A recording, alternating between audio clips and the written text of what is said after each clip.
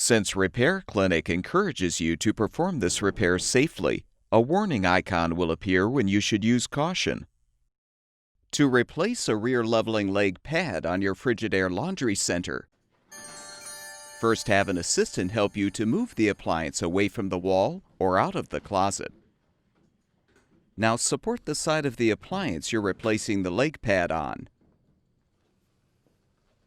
If still intact, pull the edge of the old pad off the leg to remove.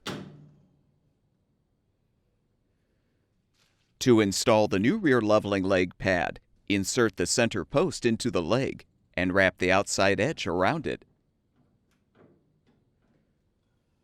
Remove the support and move the appliance back against the wall or into the closet.